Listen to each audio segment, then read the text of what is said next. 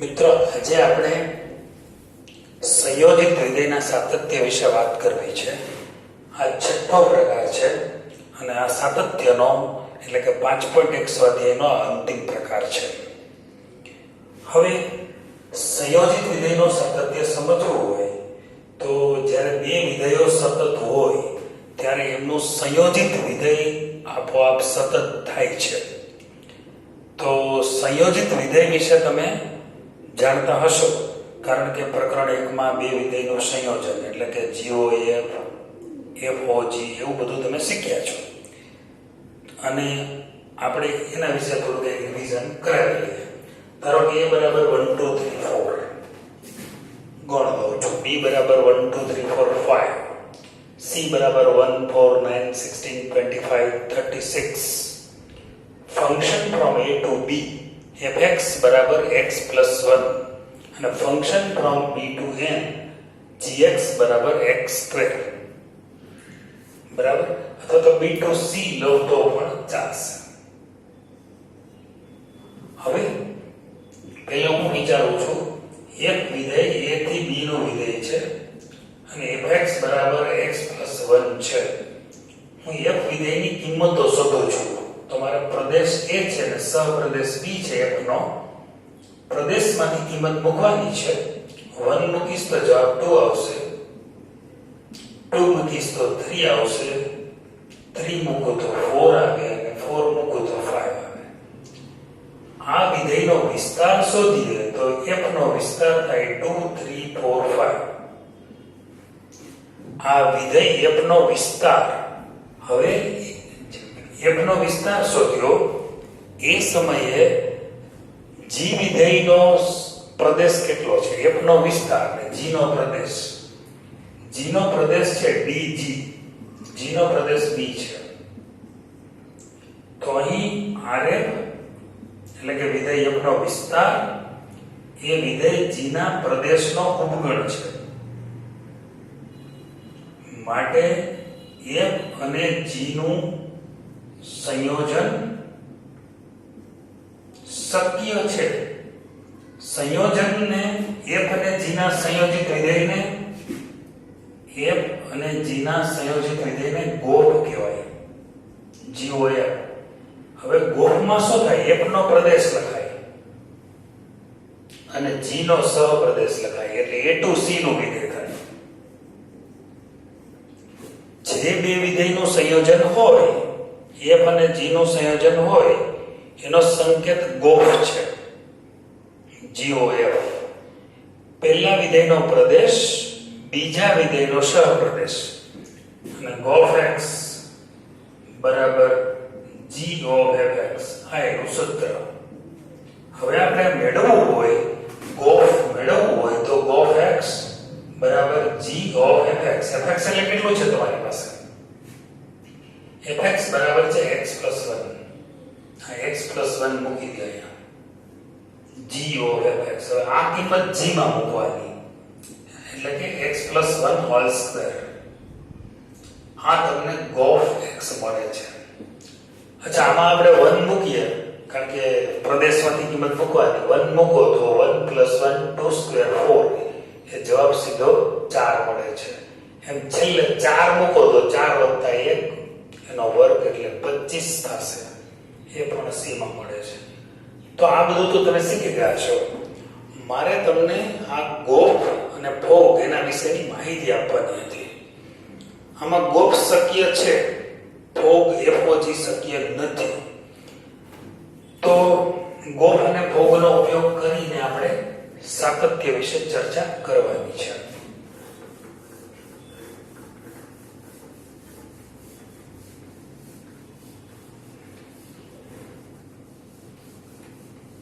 હવે એક દાખલો આપણે લઈએ છીએ સાતત્યનો.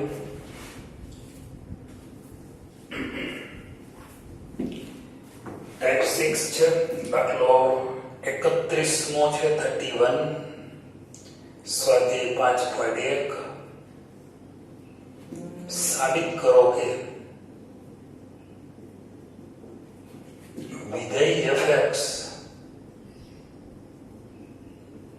બરાબર cos x વર્ગ સતત વિધેય છે. આ cos x વર્ગ એ કયા બે વિધેયનું સંયોજિત વિધેય છે એ જો આપણે જાણવા મળી જાય તો આપણે આગળ વધી શકીએ. ધારો કે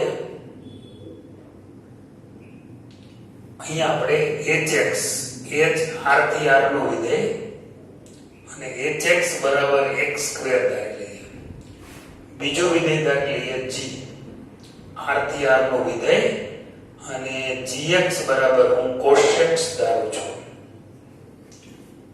બંને વિધેયમાં વિચારો હવે h અને g બંને વિધેયોની વાત કરીએ આપણે તો અહીં આપણે h નો પ્રદેશ r છે અને g નો પ્રદેશ પણ r છે. આ બે વિધેયનું સંયોજન શું મળે? બે વિધેયનું સંયોજન પહેલી વાત તો એ કરું કે h સતત વિધેય છે કે કેમ ચકાસો. યસ, h વિધેય છે. h છે h r to r. hx બરાબર x સ્ક્વેર એ બહુપદી વિધેય હોવાથી સતત છે. એટલે આનો પ્રશ્ન પૂરો થયો. હવે વાત કરવાની છે g. આ વિધેય gx બરાબર cos x ત્રિકોણમિતીય વિધેય હોવાથી સતત છે. બંને વિધેયો r માં સતત છે. હવે જો આ બે વિધેય સતત હોય તો એનું સંયોજિત વિધેય પણ સતત થાય.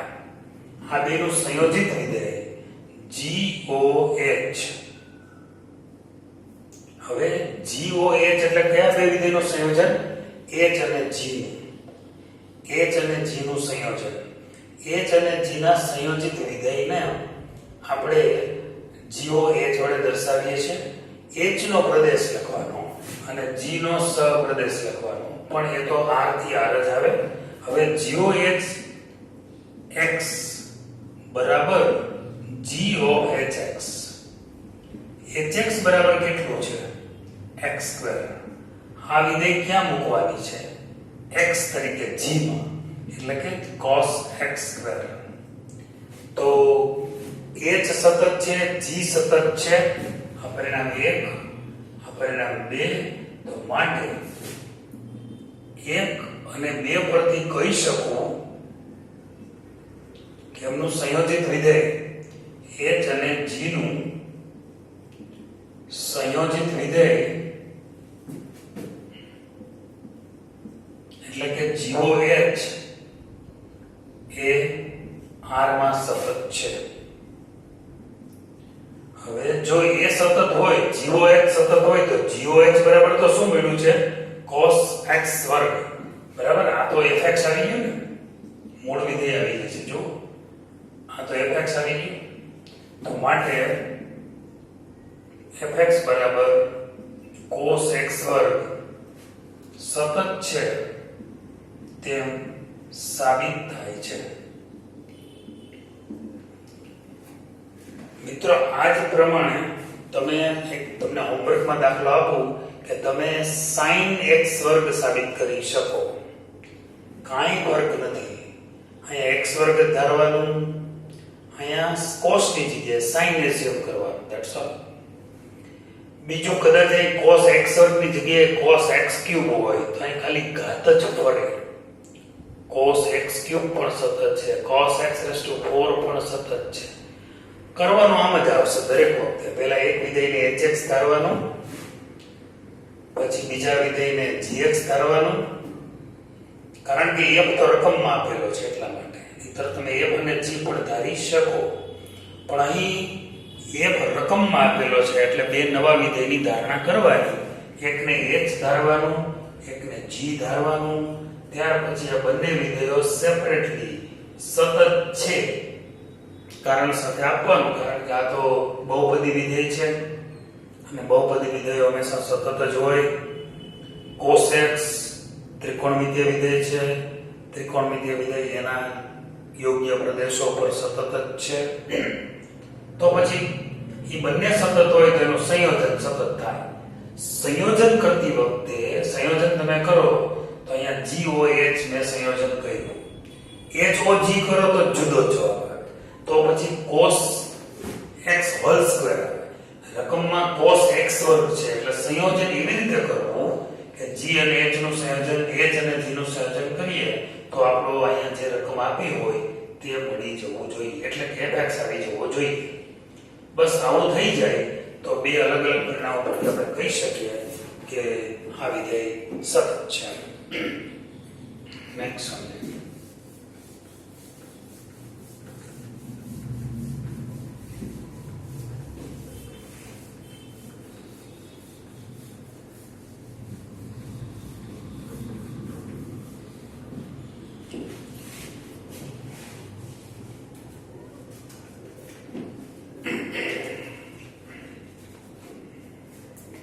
દાખલા નંબર 32 ટેક્સ્ટ બુક નો દાખલો છે. 5.1 સ્વાધ્યાય. સાબિત કરો કે વિધેય x બરાબર મોડ cos x સતત વિધેય છે.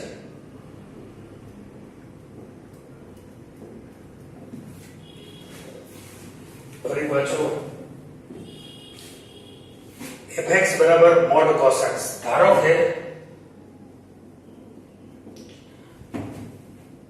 cos x બરાબર hx બરાબર cos x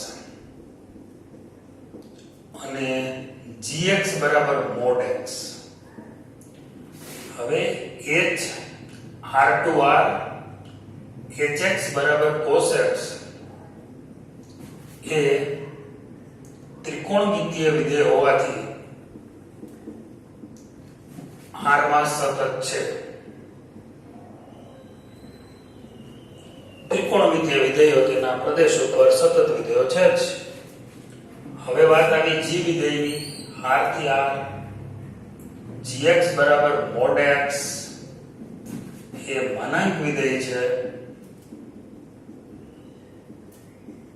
r પર સતત છે.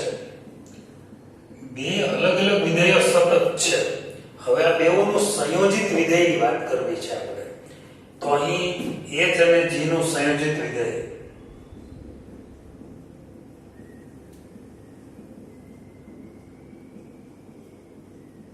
એ શું આવે છે? એ સતત થાય.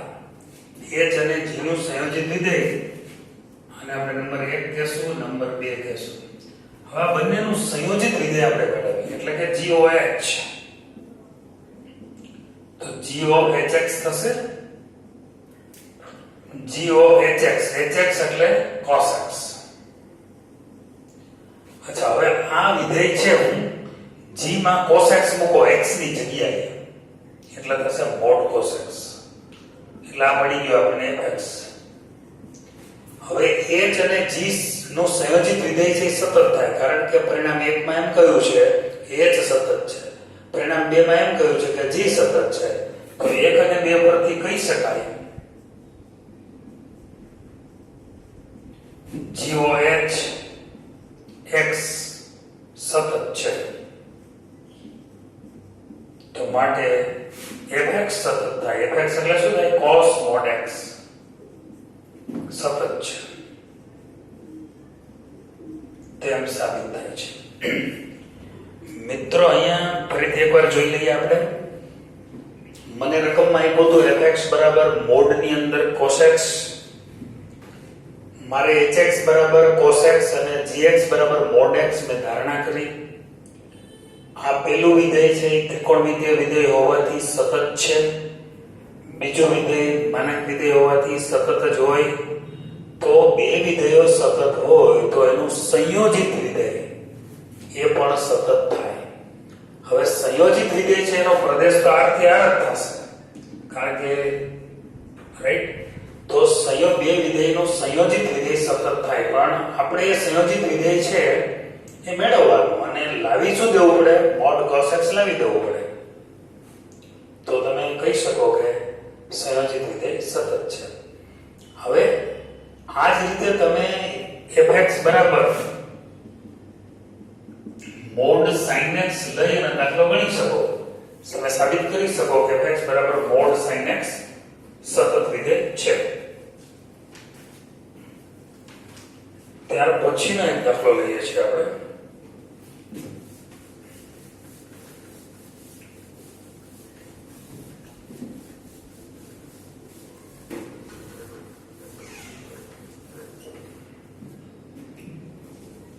દાખલા નંબર 33 છે. 5.1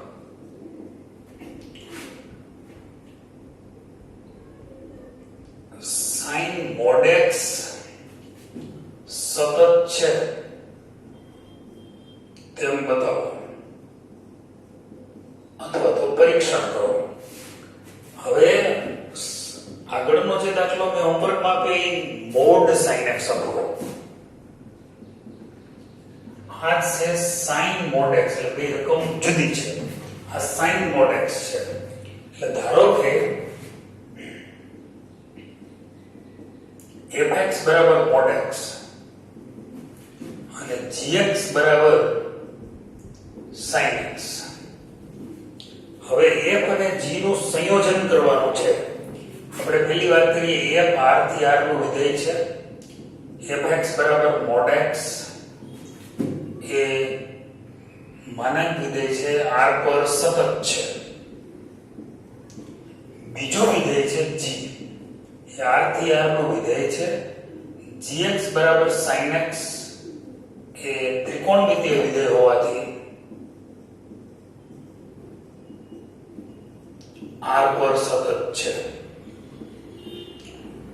હવે જો બે વિધેયો સેપરેટલી સતત હોય તો એનું સંયોજિત વિધેય સતત થાય. હવે f અને g નું સંયોજિત વિધેય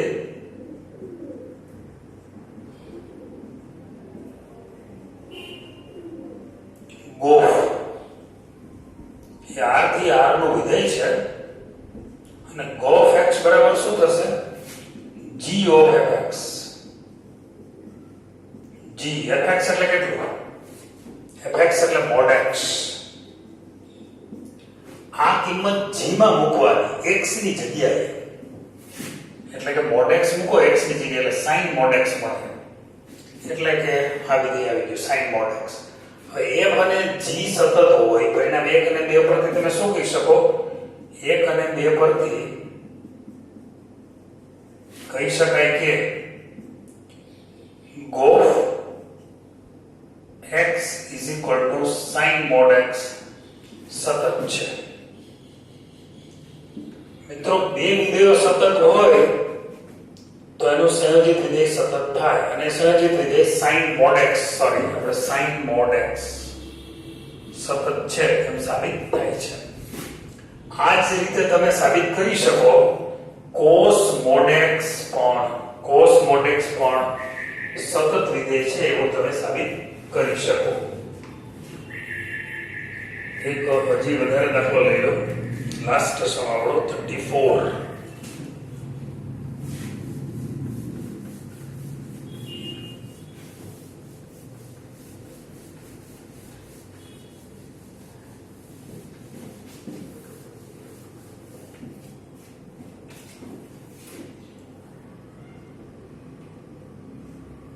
એમાં છે fx બરાબર mod x minus x plus 1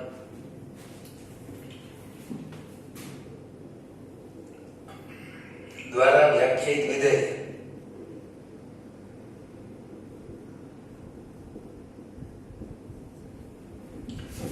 જ્યાં અસતત હોય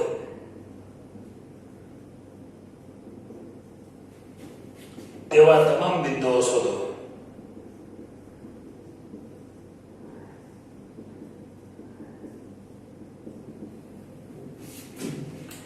હવે પહેલી વાત તો આપણે એ વિચારવાની છે,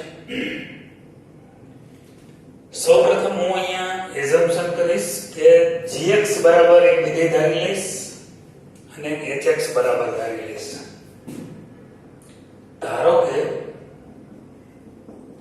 gx બરાબર mod x અને hx બરાબર ખાલી x પ્લસ 1. રીઝન છે કે મને રકમમાં f આપી દીધો છે એટલે મારે ધારણામાં g અને h બે નવા વિધેય લેવા પડે. તો gx બરાબર mod x, અહીં g r થી r નો વિધેય છે અને gx બરાબર mod x A x belongs to r પર સતત થાય. હવે g અને h બંનેનું મારે સંયોજન કરવું પડશે, બરાબર? એટલે બોલીશું h અને g નું સંયોજન કરીશ. હવે h અને g નું સંયોજન hog એ r થી r નો વિધેય થશે. સૌપ્રથમ gx ની વાત કરી દો, પછી આગળ વધુ hx ની. h r થી r નો વિધેય અને hx બરાબર x પ્લસ 1 એ બહુપદી વિધેય છે. તેથી સતત છે, બરાબર છે. હવે મારે hog એવું મેળવવું. hog એટલે hogx બરાબર hogx, gx એટલે mod x,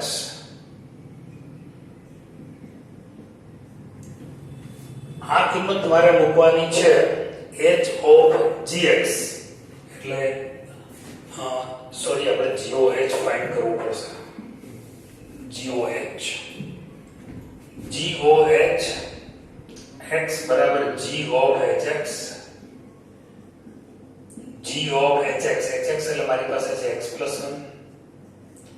આ કિંમત મારે મૂકવાની છે g માં x ની જગ્યા ઉપર એટલે આવશે mod x plus 1. રેડી? હવે મેં શું કર્યું, તો મારી પાસે જે વિધેય હતું mod x સતત, gx સતત, hx સતત, તો માટે goh x પણ r માં સતત થાય. જો ફરીથી g વિધેય છે r થી r નો વિધેય છે, એના બરાબર mod x સતત જ હોય. h r થી r નો વિધેય છે, hx બરાબર x plus 1 પણ સતત જ થાય, કારણ કે આ બહુપદી વિધેય છે. હવે મેં g અને મતલબ h અને g નું સંયોજન કર્યું એટલે goh થાય. એ goh થાય mod x plus 1 એટલે mod x plus 1 છે, આ સતત છે, આ તો સતત છે જ. તો આ બે વિધેયની બાદબાકી જે મળે તો બરાબર. તો માટે આ વિધેય એટલે શું થયું છે, આપણે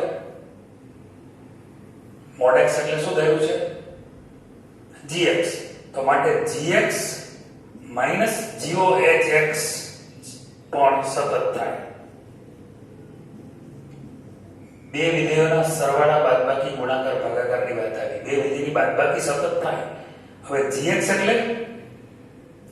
એટલે mod x અને goh x એટલે mod x plus 1 પણ સતત થાય. તો માટે fx, કારણ કે fx બરાબર આ થયેલું છે mod x minus x plus 1 સતત છે તેમ સાબિત થાય. તો મિત્રો આ સાતત્યનો છેલ્લો દાખલો છે. નેક્સ્ટ લેક્ચરમાં આપણે હવે વિકલનીયતા, જે આનો 5.2 જે ટોપિક છે આપણે શરૂ કરવાનો છીએ. ઓકે.